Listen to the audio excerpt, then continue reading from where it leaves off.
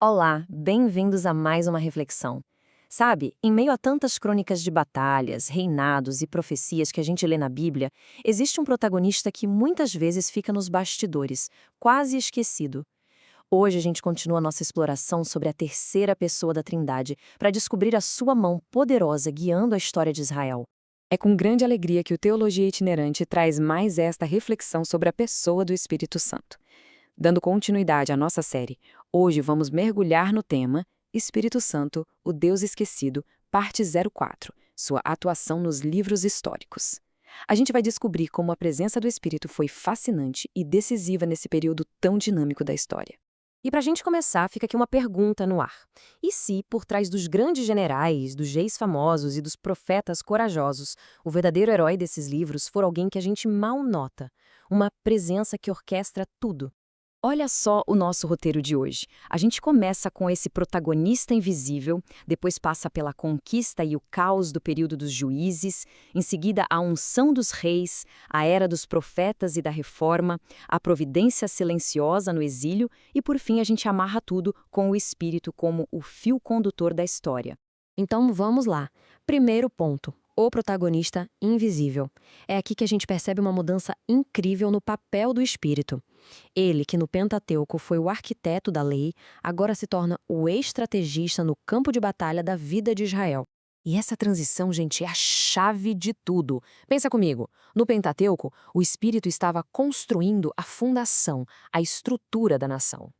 Nos livros históricos, essa fundação é colocada em prática, é testada, o foco muda da instrução para a aplicação. A presença que antes instruía, agora impulsiona, capacita e age. Agora a gente entra na segunda parte, conquista e caos. E aqui o contraste é simplesmente impressionante. A gente vai ver como a presença do Espírito em Josué era como um rio firme, constante. E como no tempo dos juízes, essa mesma presença se manifestava como relâmpagos de poder em meio ao puro caos. A diferença é da água para o vinho, né? Com o Josué, o Espírito estava ali de forma permanente, habitual, trazendo sabedoria, estratégia e unidade. O resultado? Estabilidade. Já com os juízes, a coisa muda. A presença é temporária, episódica. São explosões de força bruta para livramentos desesperados que geravam ciclos de altos e baixos. É o mesmo espírito, agindo de formas totalmente diferentes. E essa citação, nossa, ela resume perfeitamente o período dos juízes. O verdadeiro guerreiro era o espírito. Homens cheios de falhas, como Gideão ou Sansão, eram na verdade só o instrumento, a roupa que o espírito vestia para entrar em cena. Fica claro que, para Deus, a urgência em salvar seu povo era bem mais importante do que encontrar o herói perfeito. É justamente essa dependência de heróis tão falíveis que leva Israel a pedir um rei. E com a chegada da monarquia, o papel do espírito muda mais uma vez. Entramos na nossa terceira sessão, a unção dos reis. Aqui, o Espírito se torna o selo divino, a chancela que legitima o trono. E essa linha do tempo é reveladora. O Espírito se apossa de Saul, validando seu reinado. Mas, quando Saul desobedece, o Espírito se retira. Isso mostra que a unção não era um cheque em branco. Em total contraste, quando Davi é ungido, o Espírito vem sobre ele daquele dia em diante, de forma permanente, estabelecendo uma dinâmica completamente nova entre Deus e o trono de Israel. Mas a história não para aí. Com o passar do tempo, os reis também começam a falhar. E o que acontece? O Espírito muda o foco de novo. Agora, na nossa quarta sessão, Profetas e Reforma, ele se manifesta poderosamente nos profetas para confrontar a apostasia e, ao mesmo tempo, para inspirar a verdadeira adoração. E aqui tem um ponto que muita gente entende errado. Quando Eliseu pede a porção dobrada do espírito de Elias, ele não está sendo ganancioso, querendo o dobro do poder. Não. Ele está usando um termo legal da época. Ele está reivindicando o direito de primogenitura, de ser reconhecido como o herdeiro legítimo do ministério profético de Elias.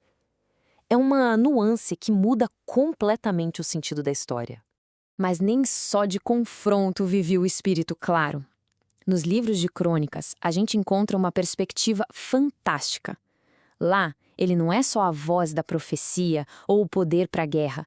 Ele é a própria inspiração por trás da adoração. É ele quem inspira a arquitetura do templo, unge os músicos e transforma o louvor em uma verdadeira arma espiritual. Bom, vamos para a nossa quinta parte, providência silenciosa. Durante o período do exílio e do retorno, a ação do Espírito se torna menos espetacular, menos visível, mas nem por isso menos poderosa. É como uma mão invisível que continua guiando a história por trás das cortinas. Isso nos leva a uma pergunta que mexe com a gente, especialmente quando lemos o livro de Esther. Onde está Deus quando o nome dele sequer é mencionado no texto?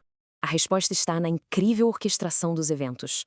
O que parece ser uma série de acasos e coincidências impossíveis, uma rainha deposta na hora certa, uma noite de insônia de um rei, uma conversa ouvida sem querer, tudo isso é, na verdade, a mão invisível do Espírito movendo cada peça para o lugar certo, garantindo a salvação do seu povo. O ponto central aqui é este: o Espírito age como o arquiteto do acaso. Ele é o soberano das vontades, capaz de mover o coração de um rei pagão como Ciro para libertar Israel e de tocar o coração de Neemias para reconstruir os muros. É uma soberania sutil, mas absoluta. E tudo isso nos leva à nossa conclusão. Seção 6, o fio condutor da história. Quando a gente olha para trás e junta todas essas peças, percebemos que as diferentes manifestações do Espírito, na verdade, formam uma única e coerente biografia da presença de Deus com seu povo. Pensa só na versatilidade dele. Ele foi o estrategista com Josué, o libertador no tempo dos juízes, o selo real com Davi, a voz profética através de Elias, o inspirador da adoração em Crônicas, o arquiteto invisível em Esther e o despertador com Esdras e Neemias. A mesma presença divina, com múltiplos papéis, agindo conforme a necessidade de cada momento. E depois de toda essa jornada, fica uma reflexão final, talvez um pouco desconfortável. A história de Israel, especialmente essa transição de Josué para os juízes, serve como um grande alerta. A negligência espiritual pode transformar o que era um rio constante da presença de Deus em meros flashes de poder. A pergunta que fica é: o que, na nossa vida, na vida das nossas comunidades hoje, arrisca causar essa mesma e trágica mudança? Meditar sobre isso é essencial. E para quem quiser se aprofundar, o tema tratado nessa análise está disponível em e-book e também em áudio. Para adquirir o e-book, é só entrar em contato pelos nossos canais oficiais. Todos os detalhes estão aqui na descrição. Muito obrigado por nos acompanhar até aqui.